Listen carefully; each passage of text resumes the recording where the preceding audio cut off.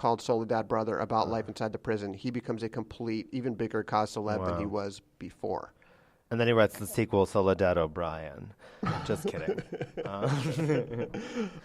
Now he's become not just a celebrity within the prison, but worldwide. Yeah. You told me he was like Mumia Abu-Jamal to the nth degree, to exponentially bigger. Yeah, he isn't just like a guy whose picture is being held up at Rage Against the Machine concerts. He's a guy who like people really know. Do you think he'd be disappointed to know that? Be like, this is the extent of my influence? I'm a symbol at a tour sponsored by Vans.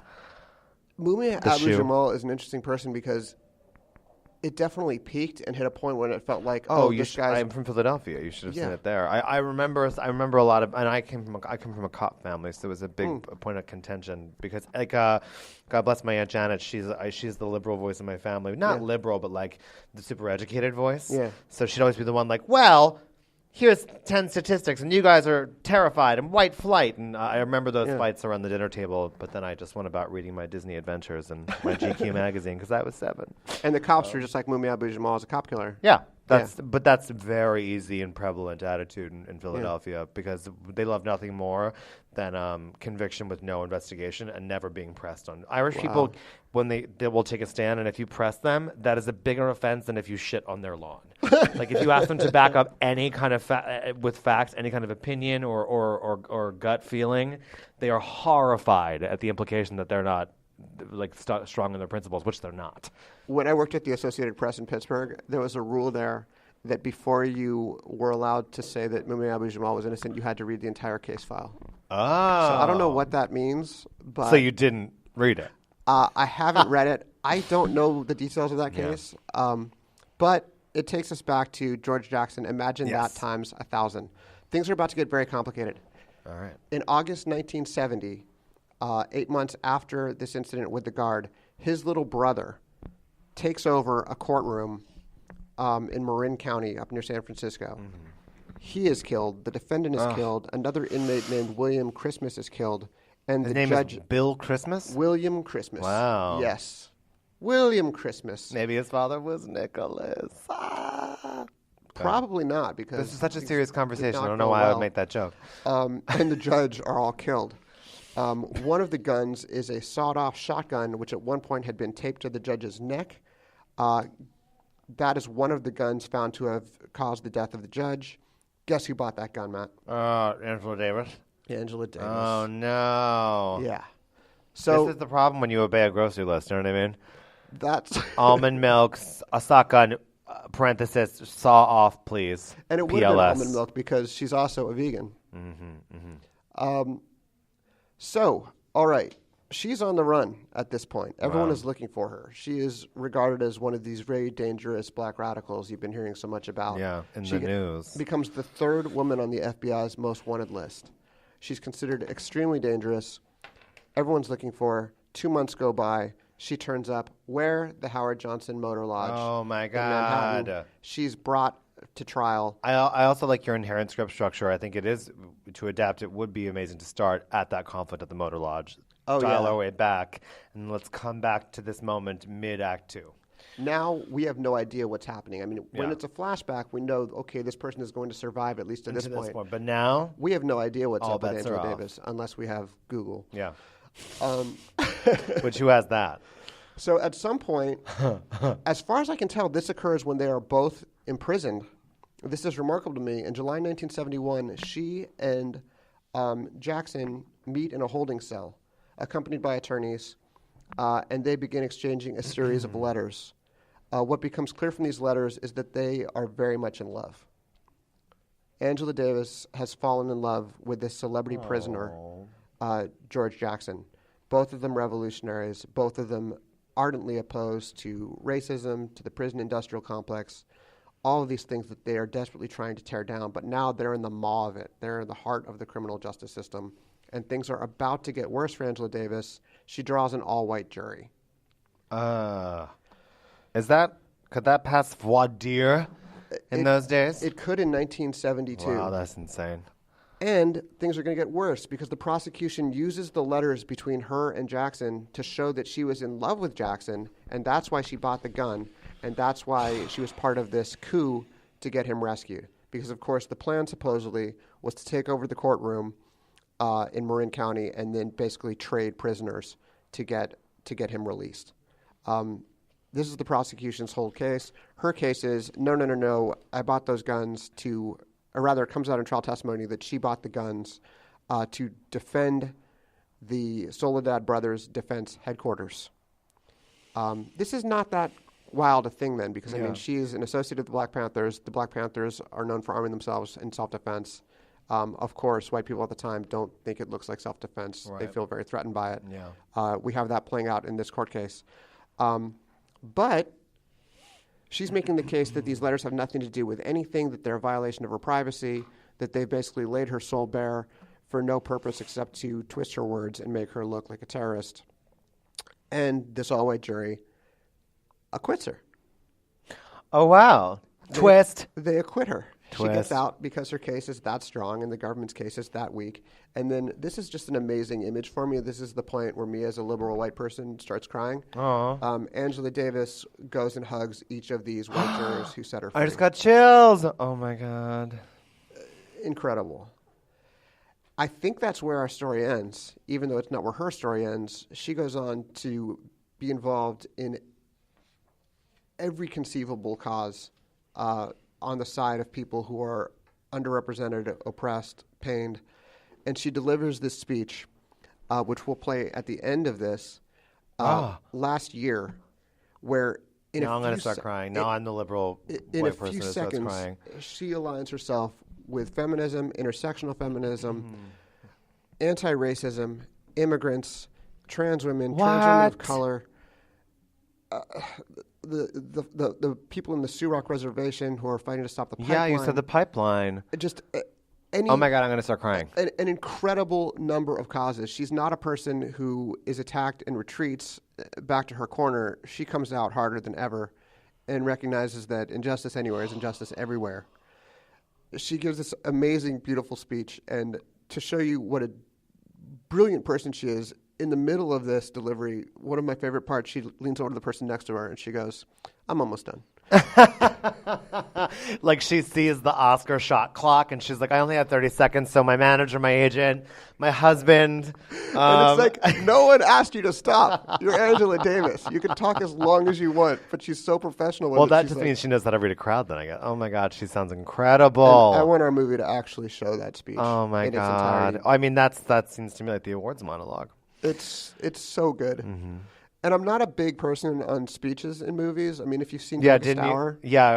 I was just going to bring this up, your opinion on that. Yeah, I still haven't seen The Darkest Hour, and I don't think I need to. Sorry. You don't, actually. He delivers the speech that he gets the Oscar for where he's like, "We will never surrender!"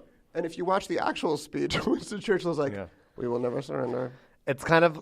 And it's kind so of like much better. Every movie or every show about the Queen, and she's languid, and she's emotional, and then you go to her public addresses, and it's like, "Today, Diana died. We all sad. Thank you. Carry on." And it's like the most robotic, monotone.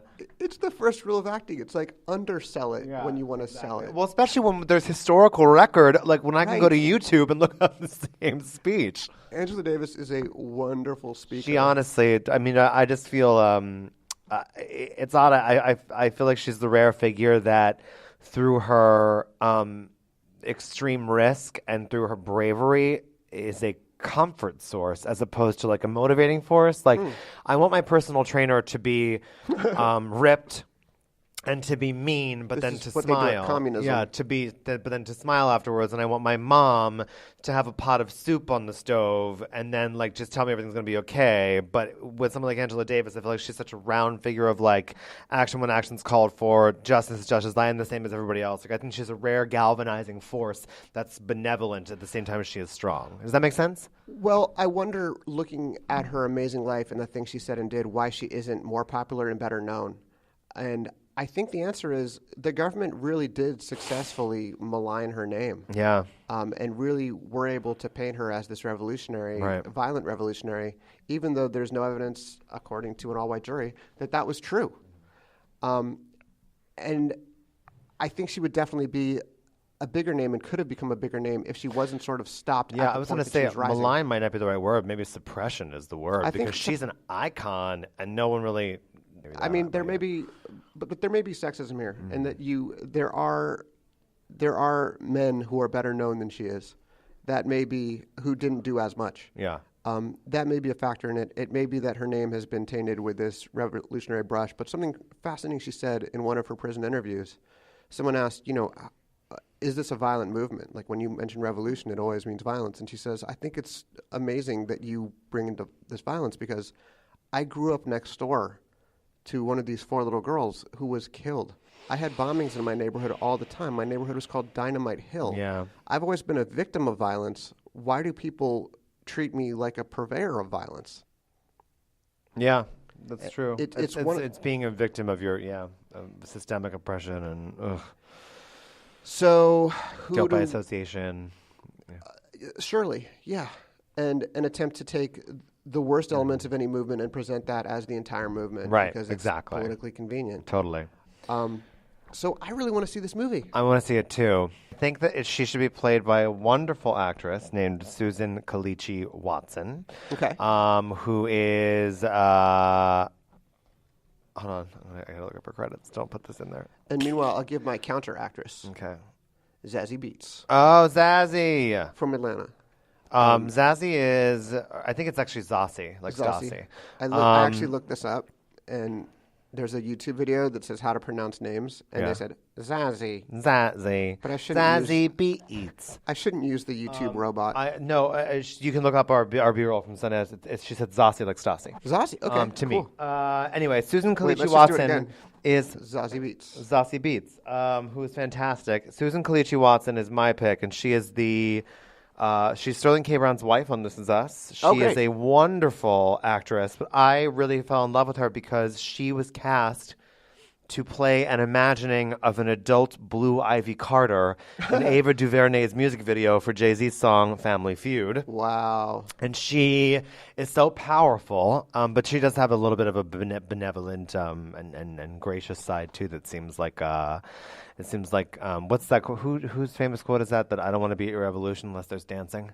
That's what she sort of represents to me. So I think that should be perfect for Angela. But I think she can go there and be, steel edged and and strong when she has to, and then be a creature of the other times. Not like a Shape of Water monster, but like identify with trans women and immigrants and dreamers and all that. Oh, you're saying The Shape of Water monster because he said that... I said creature of the other, and then it made me think of Shape of Water. Because the director said that thing about how that creature represents the other. Yeah, and the movie is a love letter to the other. I just did Guillermo del Toro's Italian. But the thing that made Fantastic. The thing that made me crazy about that is like, that's what every movie is about. I know. Like, if you're watching a movie where you're not supposed to root for the other, you're watching like...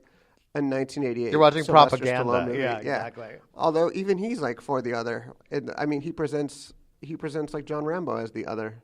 That's adorable. Directors. Okay. Ava DuVernay came to mind immediately because she's already done. Because she's actually worked with Angela Davis on 13th. Mm-hmm. And I imagine there's a reason this movie hasn't been made already. And I suspect Angela Davis isn't into it.